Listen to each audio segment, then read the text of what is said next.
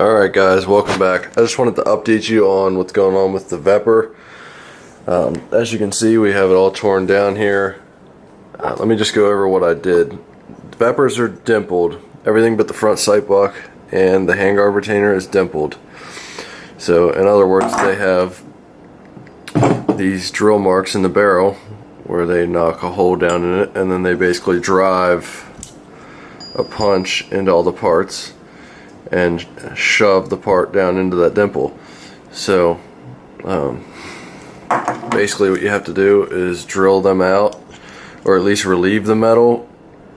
Like this one here, I didn't get all the way through and the metal just sticks back up in there, as you can see. So I have to do that on everything but the front sight base. That goes away like normal. So we have the rifle totally disassembled here. Barrel pin out. I had to drill the barrel pin because it was super tight in there. So we'll have to buy a new pin, but that's fine. So I just wanted to let you know what's going on. I know I told you guys that I know I told you that I had ordered a barrel, which I did. I got the barrel and everything, but problem was the guy wanted like $1,300 to cut the barrel down to the journals that I want and need for the vepr. So I sold that barrel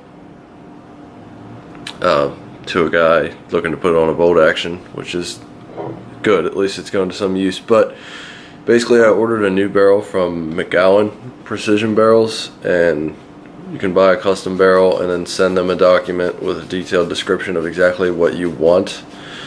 So basically we sent them, it's a 29-inch blank, and of course this is a 16-inch barrel. It's a 29-inch blank. So basically what you do is you measure this is 902 thousandths, I believe, if I can remember right off the top of my head. 902 sounds right. So basically what I did is I said I want the breech face to be 920 thousandths up until about 9 inches. I think I said 9 inches, just so that when the gunsmith cuts it off and chambers it and everything, that there'll be plenty of room to make all these journals.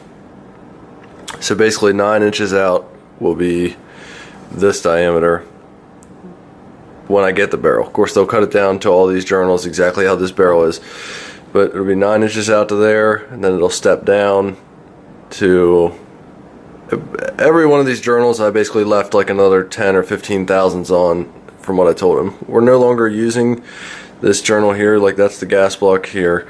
This journal here was originally for a handguard retainer, but we're not doing that anymore. We're going a different way with that. So let me just show you what I'm doing. These are handguard retainers for Svg Handguards. So this one would go up against the receiver. It'll fit right in there. There is some trimming that has to be done because this is meant for a PSL, so this block for some reason is a little bit bigger, even though the PSL and this are both based on the RPK. For some reason it won't just quite fit in there easy. I could probably knock it in with a hammer, but I'm not going to do that. This is also for a PSL, so the barrel of a PSL would of course fit in there, but the vepr barrel is much bigger. So basically it won't even get close to going around that barrel, not even close. So the reason we're going with Spd Handguards is we're lengthening the gas system. So this here is our bolt carrier. It was dimpled as well, so you can see I had to drill that out. Drill out the dimple. We have a new gas piston here. It's a PSL piston from CNC Warrior. I'll have to drill through the threads and use the rivet they give to re-rivet that. Here's the original piston, so you can see how much longer the new gas system actually is. It's about 4 inches.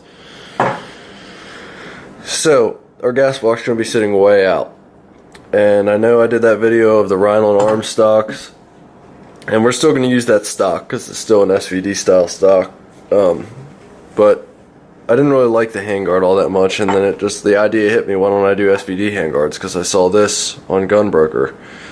These two together were like $120. And I think he sells them on eBay. Actually, I bought these on eBay. He does sell them on Gunbroker as well. But so I ordered a set of handguards from RussianSurplus.net. They'll be here today at some point. And I'll have to, the gas tube fits in here just fine. If we take this, you can see the gas tube fits in just fine, plenty of room to move around. So what we're going to end up having to do is, these come apart, they're two different pieces, and there's no cam in there to lock down to the barrel, as you can see. Basically what they do is, right here there's a set screw down in there. Let's get some light. There's a set screw down in there, and it basically just screws in right through here. So it's clamping on the barrel rather than camming in the way a normal handguard retainer would work, which I like, because that means I don't have to cut my barrel any. So that's going to be for our handguards. Our gas block we're still going to use, although I am going to have to modify the gas tube because the opening, the outside diameter of this is a little bit too big. And then veprs actually have a 90-degree gas block, which I did not know. I always thought they were 45 like a normal AK. Well, a normal AK-47 anyway. So we'll have to press that on, and this is an indexing hole, so we'll press this on, fit it up to the gas tube properly. We'll put a mark in that hole that would be 180 degrees out from where the gas block goes, and then we'll flip the receiver and everything and drill the hole. Which, there might be an easier way to do that. If you guys know an easier way, to let me know, but I don't know of one. Let's think, what else are we doing here? The trigger is definitely going to be replaced. In my mind, I'm thinking probably ALG, which really is Geisley, makes that the AKT in, I think they call it the UL. It's like their version of a match grade trigger.